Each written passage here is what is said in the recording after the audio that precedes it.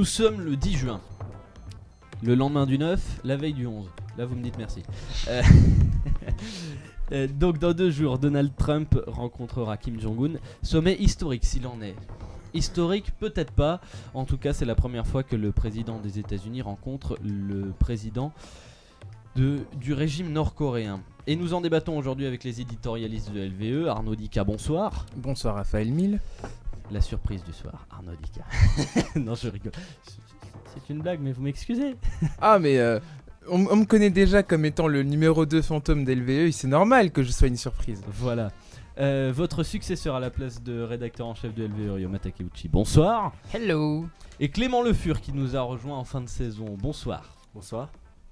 Alors, donc nous parlons des relations entre les États-Unis et la Corée du Nord à 2 jours de ce sommet historique. Déjà, je me tourne vers vous, Arnaud Dika, puisque vous êtes le plus historien de nous tous. Est-ce que vous diriez que c'est historique ce sommet ? Alors, je dirais que c'est historique dans le sens où c'est le premier. C'est le premier. En fait, c'est la première rencontre diplomatique entre un dirigeant de Corée du Nord et un dirigeant qui n'est pas un dirigeant de Corée du Sud. Et à plus forte raison, qui est le dirigeant américain. En effet, je m'étais promis de ne pas remonter jusqu'à la guerre de Corée, donc je ne le ferai pas. Mais ne vous inquiétez pas, je vais vous y inciter moi-même. Disons que durant les quelques décennies qui ont suivi la guerre de Corée et qui ont précédé à la chute du bloc de l'Est, la Corée du Nord n'a existé pour aucun pays qui appartienne au bloc de l'Ouest, c'est-à-dire aucun des pays principaux de la diplomatie actuelle. Et jusqu'à très récemment, d'ailleurs, ça a toujours été le cas. On a été très très proche d'une situation très très catastrophique il y a de ça 4 ans, pendant la crise des missiles de Corée du Nord en 2013. Très très brièvement, c'est une espèce de... Enfin, j'ai envie de vous dire, c'était aussi le cas l'an dernier. Hein. Oui, c'était aussi le cas l'an dernier, mais comment dire, 2013, c'est une espèce de répétition de la crise d'Europe, de la crise d'Allemagne de l'Ouest, si vous voyez. Ryoma Takeuchi, je vous pose la même question. Est-ce que c'est un sommet historique, ce sommet entre... J'aime pas cette tête là. Ah bah, franchement, s'il y a bien un sommet où les dirigeants s'insultent par Twitter avant de peut-être aboutir à un traité de paix ou de dénucléarisation ou d'arrêt de sanctions commerciales, c'est bien une première. Entre Donald Trump qui traite... alors je lis les traductions qui sont proposées. Bon, on a Rocketman déjà. Voilà, il y a l'homme fusée, il y a Shiofu, et puis de l'autre côté, il y a Kim Jong-un qui répond par sénile et en gros vieux con, quoi. Donc voilà, on a en fait un niveau... de vulgarité diplomatique jamais atteint. En ça c'est historique, ouais, d'accord. Voilà, en ça c'est historique pour en fait peut-être ce qui serait la recomposition d'un bloc asiatique. Et là pour le coup je pense que c'est historique parce que ça permettrait peut-être de consacrer l'émergence d'une diplomatie asiatique peut-être entre Chine, Corée du Nord, Chine-Corée plutôt avec la Chine au centre, hein, et je pense que c'est ça qui se joue. Et donc est-ce que c'est il y a une sensation de ridicule qui nous envahit quand on voit en fait à quel niveau de langage ce genre de choses peuvent se discuter. Alors pardon, je me demande, le bloc asiatique c'est quoi ? Alors le bloc asiatique, pour pas faire l'historien, il y avait avant la Deuxième Guerre mondiale, entre les deux guerres, en fait, il y avait cette volonté de réunir. Il y avait une Asie morcelée. Hein. Oui, mais il y avait en gros 2 économies plus modernes, un peu modernisées et qui semblaient pouvoir prendre le leadership. C'était la Chine et le Japon. On a vu que le Japon s'est un peu désolidarisé. Voilà, et donc elle a pris l'initiative de créer ce qu'elle appelait une sphère de coprospérité asiatique, mais qui en fait était sous sa domination coloniale. Donc ça, voilà, c'est un petit peu... Qui ça, le Japon ? Oui, le Japon. Ouais. Voilà, et donc ça, c'était un projet d'unification régionale comme un autre, comme celui de l'Allemagne nazie en fait. Et donc, après la guerre, ça a échoué. Aujourd'hui, est-ce qu'il y a voilà, peut-être un mode un peu plus collaboratif voilà, on voit quand même qu'entre l'Union européenne, qui, avec quand même pas mal de difficultés, intègre de mieux en mieux ces différents pays membres, et une Asie qui commence à trouver une cohérence économique entre ces différents pays, malgré des tensions territoriales assez fortes, il pourrait y avoir peut-être un espoir de trouver une forme de leadership régional. Alors ça grimace du côté d'Arnaud, mais je vais pas vous donner la parole tout de suite. Je vais entendre Clément et ensuite ce sera à vous de répondre. Clément, c'est un sommet historique ? Sommet historique, je sais pas, je sais que en effet la question des boutons nucléaires de chacun a été l'objet de nombreuses blagues en cours de physique pour nous cette année, mais je mentionnerai pas les exercices de mécanique sur les missiles de Kim Jong-un que nous avons eu à résoudre, mais plus sérieusement, bien sûr un sommet historique comme le fut le précédent entre les dirigeants de Corée du Nord et de Corée du Sud, qui semble maintenant... Enfin, c'était pas le premier pour le coup. Oui, non, mais il marquait quand même une étape assez importante. Le fait que tant de membres de il y avait la sœur de Kim Jong-un qui était descendue en Corée du Sud avant, il me semble, et avant le sommet. Les Jeux Olympiques, ouais, ça semblait être quand même... ça semblait une détente assez remarquable.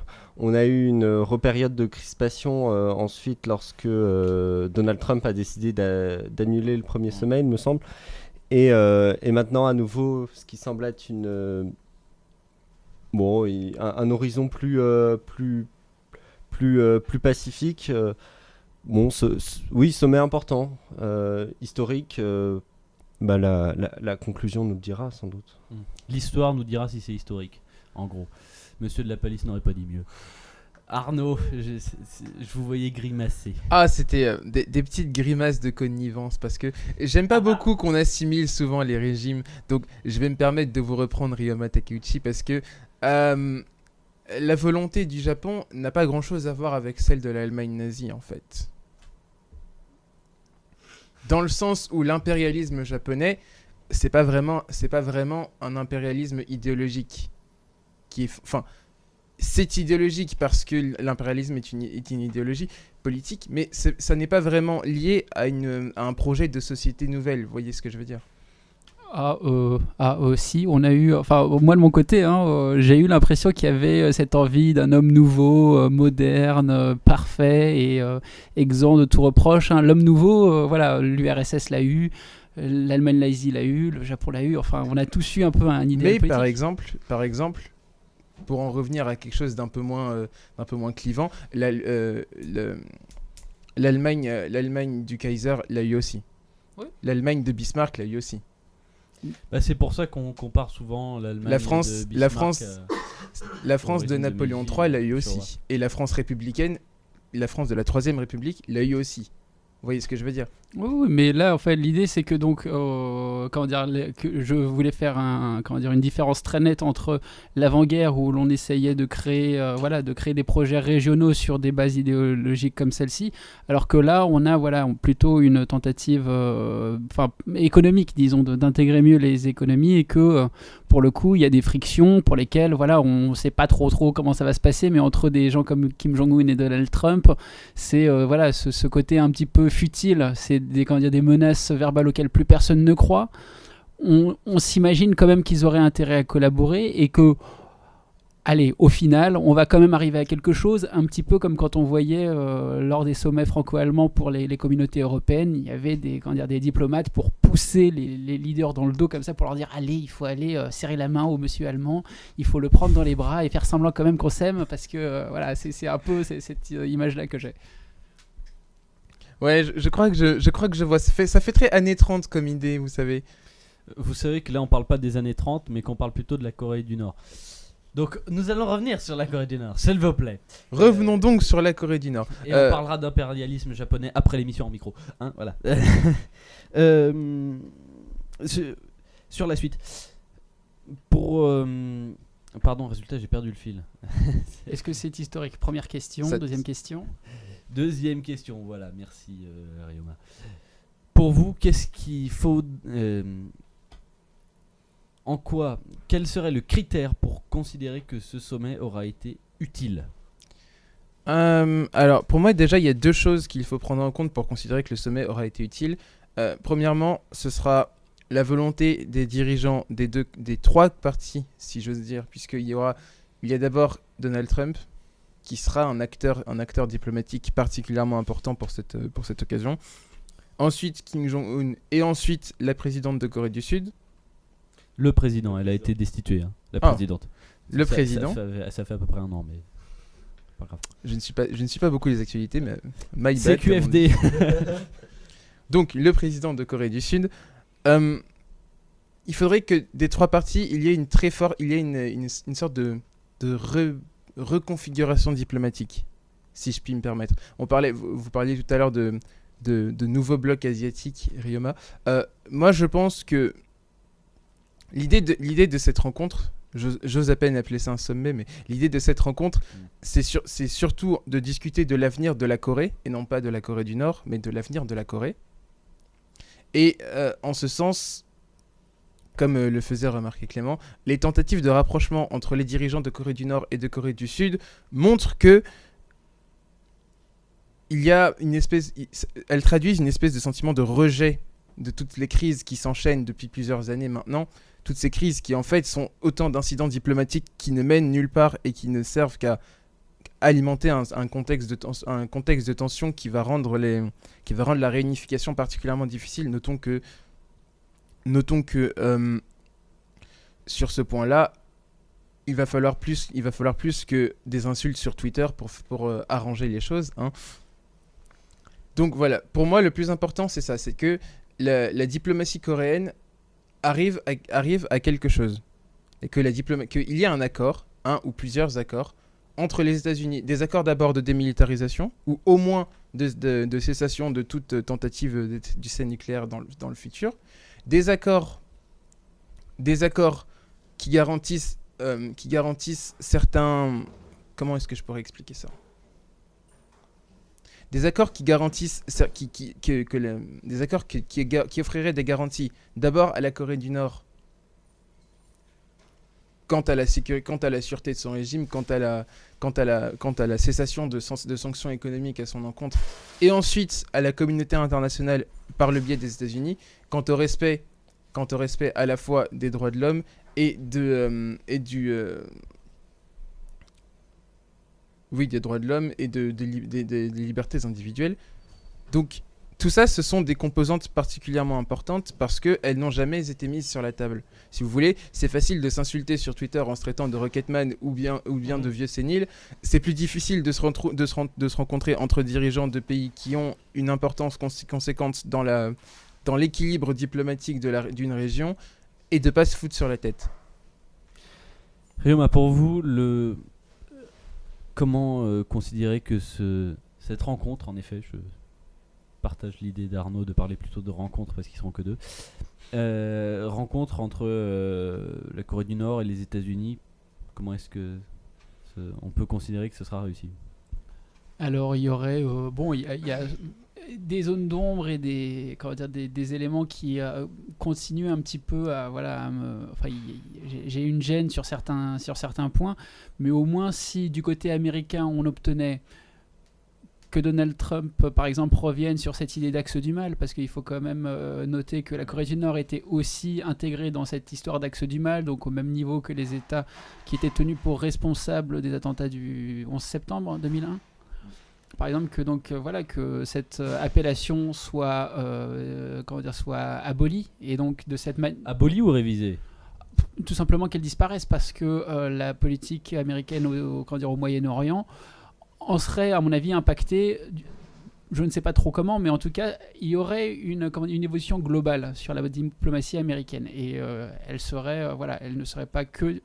Elle montrerait une autre étape historique pas seulement envers la Corée du Nord, mais envers tous les autres pays qui sont présentés comme les peuples qui ne valent rien, quoi, les shithole countries, comme ils disaient, n'est-ce pas, hein. Voilà. Deuxième On chose, va s'abstenir de traduire. voilà, qu'il ferme son compte Twitter, par exemple, ça aussi, ce serait quelque chose de très positif. En plus, il y a plus de signes maintenant sur Twitter. C'est bon. Vous n'avez pas fini, pardon. Voilà, et puis troisième point du côté américain, bon, eh bien peut-être, je sais pas, un peu plus de clarté, disons, sur le rôle des États-Unis, par exemple, sur les routes commerciales en mer de Chine. C'est peut-être ça aussi qu'il faudrait pouvoir faire comprendre. Après, donc du côté nord-coréen, hein, il ne faut pas non plus se croire que les Nord-Coréens ont été les méchants opprimés par le système monde. Il y a notamment les enlèvements, par exemple, dans les pays limitrophes. Je pense à la Corée du Sud, au Japon, je pense en Chine, hein. Il y a des gens qui se sont fait enlever par le régime, dont on n'a pas eu de nouvelles, ou en tout cas on en a eu, mais voilà, on sait que ces personnes ne reviendront pas. Il pourrait y avoir, donc sans doute, oui, la dénucléarisation, c'est important vis-à-vis du Japon, après le traumatisme de Fukushima. C'est la seule manière qu'il pourrait y avoir. Et puis il y a aussi Hiroshima et Nagasaki. Hein, oui, avant. non, mais bon, ça c'est. Alors, En termes de bombes, il y a eu Hiroshima et Nagasaki. Voilà, et Fukushima, c'en est pas une. Le Japon a un traumatisme nucléaire que l'histoire a décidé de lui faire revivre à 60 ans d'intervalle. Non, allez, 70 ans, on va dire ça comme ça. Oui, c'est 70, pardon. 70 ans d'intervalle. 66. Bon. Quoi qu'il Mais bon. Oui. C'est quand même le Japon qui a choisi d'utiliser l'énergie nucléaire pour produire son électricité face à la crise du pétrole. C'est pas la question. Si, quand même, parce que c'est pas, dire l'histoire a décidé de lui faire revivre la même chose, c'est pas la même chose. Une bombe et une centrale qui explose.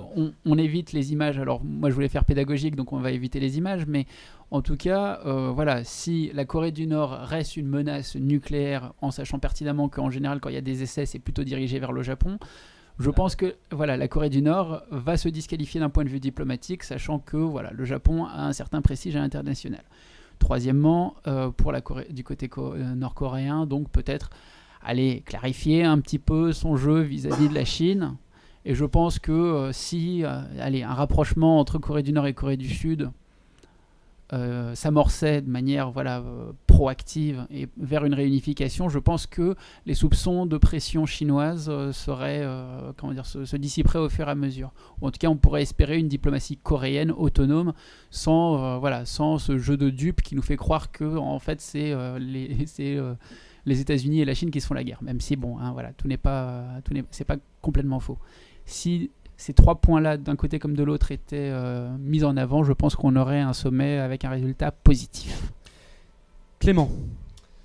Alors, les critères pour voir si c'est un sommet réussi, c'est assez dur à déterminer. Ce que je relève, moi, sur cette question, c'est l'ambivalence qu'il y a finalement entre le comportement des deux dirigeants. C'est-à-dire que chacun a besoin de haïr l'autre de manière purement idéologique. Et d'un autre côté, il y a l'intérêt pour chacun que cette paix, d'un avancement en tout cas vers une solution de dénucléarisation, ou enfin une paix en tout cas pour les États-Unis, et de l'autre côté une reconnaissance de la Corée du Nord pour Kim Jong-un, parce que ça ferait chacun s'inscrire. Reconnaissance de la Corée du Nord, c'est-à-dire ça lui donnerait que la Corée du Nord soit reconnue de manière c'est-à-dire qu'à partir du moment où la Corée du Nord obtient des États-Unis certaines choses, on en parlait justement, qu'elle soit retirée de l'axe du mal par exemple, ça pourrait constituer un élément de cette reconnaissance. Il y a chacun des dirigeants acquérerait de manière purement personnelle quelque chose d'important, c'est-à-dire qu'il s'inscrit à ce moment-là dans l'histoire de son pays. Et je crois que chacun le désire. Et c'est cette ambivalence-là qui peut être intéressante à noter et à comprendre. D'après vous, pardon, est-ce que justement ce sommet a des chances d'aboutir? Arnaud. En fait, la question est compliquée parce que, Oui. étant historien, je vais être caricatural, je regarde le passé et je ne sais pas prévoir l'avenir. Contrairement à ce qu'on a l'impression, à ce que tout le monde veut bien penser, l'histoire, ça n'aide pas forcément à comprendre le présent et en tout cas, ça n'aide certainement pas à prédire l'avenir. Au regard du passé, au regard de situations similaires qui se sont déjà produites, notamment durant la guerre froide, il y a des chances, je dis bien, il y a des chances que cette rencontre entre Kim Jong-un et Donald Trump soit positive. Positive dans le sens où qu'elle amorce un processus de rétablissement de l'ordre, entre guillemets, dans la région. Je ne savais pas que la région était déstabilisée. C'est le cas. Mais quand je dis la région, en fait, je parle surtout de la Corée. Oui, parce que Pour la péninsule, c'est plutôt vrai quand même. je n'ancre pas mon discours dans une historicité des relations entre la Corée du Nord, la Corée du Sud et les autres pays limitrophes, parce que malheureusement, je n'ai pas assez de connaissances sur le sujet. Donc, je me limite sur l'instabilité intercoréenne. Et je pense que voilà, cette rencontre pourrait ramener une certaine forme d'ordre dans ce genre de choses.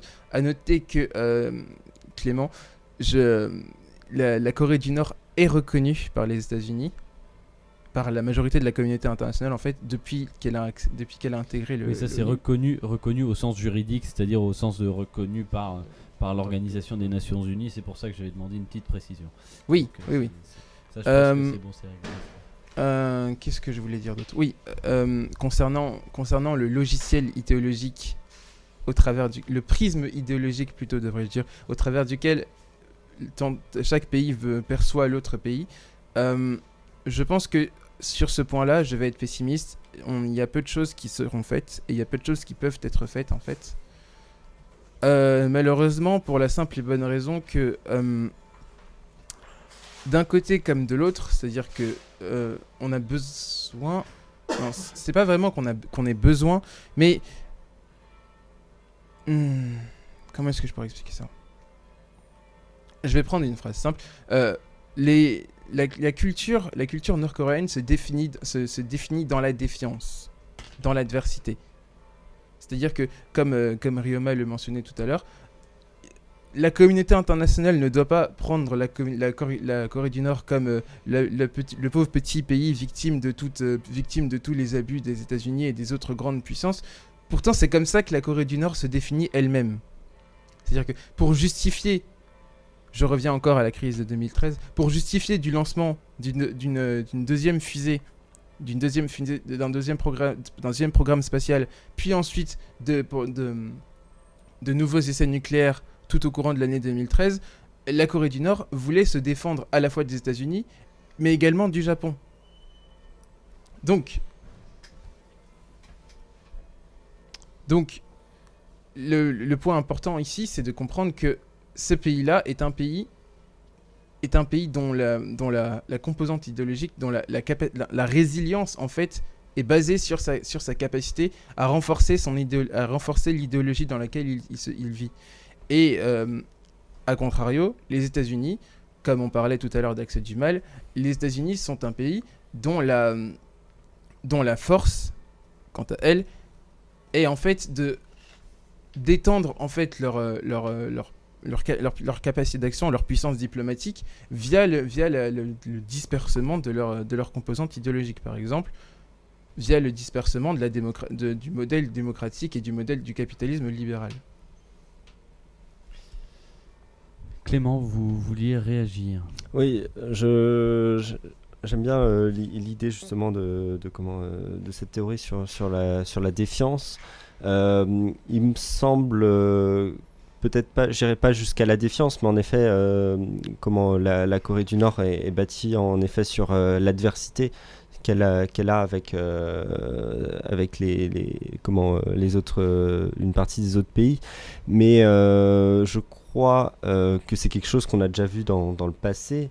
que l'histoire a pu nous montrer plusieurs fois. On peut pas, enfin, moi je pense notamment à la Prusse de 1870 où l'émergence mais cette idée d'émergence d'identité nationale, ou en tout cas dans l'adversité, qui était pour le coup avec la France, mais je crois que c'était aussi le cas de la France, j'ai envie de vous dire. Oui, en effet, mais ce que je veux dire, c'est que la question qui se pose, c'est est-ce que quand on enlève cette adversité, est-ce qu'il reste quelque chose au sentiment national? C'est ça la question. Justement, pour vous répondre, je vous dirais que l'exemple de la Prusse n'est pas un bon exemple, parce que la Prusse, avant de se définir dans son conflit avec la France, la Prusse, c'est avant tout la Prusse de 1870, c'est-à-dire la Prusse la Prusse dirigée militairement par Otto von Bismarck. C'est un État nationaliste, et c'est un État dont l'idéologie principale, ce n'est pas la rivalité, le moteur idéologique principal, ce n'est pas la rivalité avec la France, c'est le pan-germanisme, c'est l'unification de toutes les populations qui parlent allemand dans un seul et même territoire, reprise ensuite par les nazis d'ailleurs. Non, pas de réponse. Excusez-moi, mais on parle de la Corée du Nord de 2018. Et en parlant de Corée du Nord de 2018, Ryuma Takeuchi, est-ce que vous diriez que ce sommet a des chances d'aboutir ou non? Je sais pas si oui, pourquoi, sinon pourquoi? Je sais pas si vous avez... Alors je fais une petite digression, vous allez voir que la digression n'est pas très longue, mais si vous avez vu, sur Twitter par exemple, il y a une petite veillée aux chandelles, donc il y a des citoyens sud-coréens qui ont commencé à faire une petite danse traditionnelle pour encourager encourager spirituellement, je sais pas, à distance, la bonne tenue de ce sommet. Il y a, même de la part de la Corée du Sud, une envie que ça se passe bien. Les diplomates à Singapour, à l'endroit où se passe le sommet, sont tous en train de communiquer, de faire une publicité on ne peut plus élogieuse, on ne peut plus bienveillante. Il y a quelque part, moi je pense qu'il y a quelque part un intérêt commun aux pays asiatiques, en tout cas à ce que les choses se passent bien. Maintenant que en fait Donald Trump s'est largement discrédité aux yeux de tout le monde, il a créé il s'est présenté comme un ennemi fédérateur. Qui fait que les choses en fait sont déjà bien avancées du côté asiatique.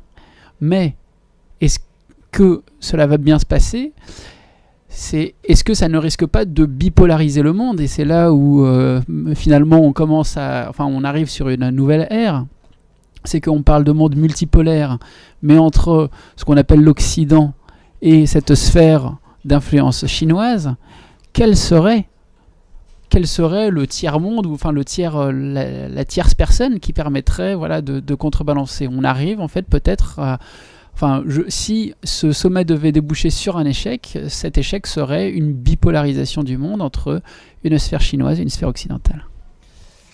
En ce qui concerne, parce que Arnaud et Clément m'y ont invité, en soi j'ai envie de dire le sentiment national nord-coréen, est-ce qu'on peut dire que vous mettiez en avant le fait que en dehors de la rivalité ou du conflit avec la Corée du Nord, il n'y aurait peut-être rien, mais j'ai envie de vous demander s'il n'y a pas quelque chose. C'était une question. Hein, Justement, je la pose.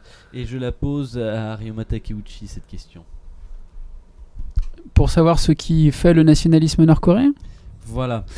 Pardon, le sentiment national, pas le nationalisme. Oui, mais ça se rejoint en l'occurrence. Oui, mais c'est pas pareil, c'est important. Oui, mais ça se rejoint. Est-ce que vous avez suivi Alors, on a fait une émission il y a quelques semaines sur les Jeux Olympiques de Pyeongchang. Est-ce que vous vous en rappelez ? Une émission entière ? On a fait quelques billets en tout cas. Ah oui, d'accord, merci. Et nous avions pris le temps un petit peu d'expliquer. C'était un peu plus long qu'un billet habituel, mais par exemple, on avait aussi expliqué comment les pom-pom girls, les cheerleaders coréennes. Voilà, en fait, par exemple, dans ce sentiment national-là, on a vu des pom-pom girls surentraînées, synchronisées à la seconde près, tout ensemble, mais ces pom-pom girls, en fait, étaient s'était rendue aux Jeux Olympiques sur les frais du contribuable sud-coréen. Alors en termes de fierté nationale, je ne sais pas où cela se pose, mais en tout cas, si on devait faire une asymétrie entre la Corée du Sud et la Corée du Nord, c'est à peu près comme l'URSS et les États-Unis en fait. Il y a une coopération, en fait, il y a une interdépendance qui est déjà assez avancée, sur laquelle personne ne revient. Je vous invite à regarder les vidéos de Asian Boss. Asian Boss, bon, c'est un peu, c'est une sorte de contre-information asio-centrée pour expliquer comment les Asiatiques vivent tel ou tel problème social ou problème social ou diplomatique. Bon, même si je n'aime pas trop le format, mais on voit que en fait les gens déjà échangent déjà pas mal. Donc je pense que il y a en fait une blessure narcissique peut-être du fait de la séparation entre deux Corées qui date de l'après Deuxième Guerre mondiale et pour lesquelles encore une fois les Américains sont un ennemi fédérateur. Et là on arrive à peu près en fait à un équilibre où on se dit qu'on est enfin écouté par le président américain, même si en fait celui-ci n'est pas particulièrement respectable. Et donc je dirais que le peu de nationalisme ou le peu de d'autodétermination qu'il puisse y avoir va vers une réunification de la Corée. Une réunification de la Corée, c'est-à-dire que ça se ferait à l'issue de ce sommet ou... Non, pas tout de suite, évidemment non. Mais ce que je veux dire, c'est que est-ce que ce sommet s'inscrirait dans cette dans justement ce processus de réunification de la Corée? Et ce sera ma dernière question. Finissons après. Il faudra sans doute vérifier alors il faudra s'intéresser de très près aux prochains discours et aux prochaines prises de parole du président sud-coréen pour savoir si ça va vraiment pour savoir quelle est son interprétation des faits. Et si il est possible d'avoir une réunification, je sais pas, à l'allemande, ou par exemple RFA, RDA, on sait qu'il y a eu des déséquilibres, hein. Ça a déjà été fait, mais personne n'en est mort, et même si on peut avoir, on sait déjà qu'il y a plus de points communs que de différences, donc on pourrait être optimiste à condition que les dirigeants en montre la volonté. Et je pense que jusqu'à présent, c'est une forme d'équilibre international qui les empêchait de le faire. Et on remercie Donald Trump pour sa maladresse. Et puis, je tiens quand même à vous rappeler qu'après un sondage, 2 tiers des citoyens américains sondés ne savaient pas où placer la Corée du Nord. Donc sur une carte du monde. Donc si ça pouvait changer, je pense que ce sommet serait un succès. Et Paris, c'est au Texas. Merci Ryoma Takeuchi, merci à Arnaud Dika, et merci d'être venu de votre province lointaine. Merci Clément Le Fur. Merci à tous de nous avoir écoutés. 19h01 sur LVE. On se retrouve, vous savez quoi, on se retrouve jeudi à 15h pour le début de la Coupe du Monde de football, et on va parler de ce mondial qui s'approche. Match d'ouverture à 17h avec l'Arabie Saoudite qui sera contre la Russie, ou plutôt la Russie qui sera contre l'Arabie Saoudite. On se retrouvera également dimanche prochain 18h pour LV Weekend. Merci de nous avoir écoutés, bonne soirée à tous et à jeudi 15h.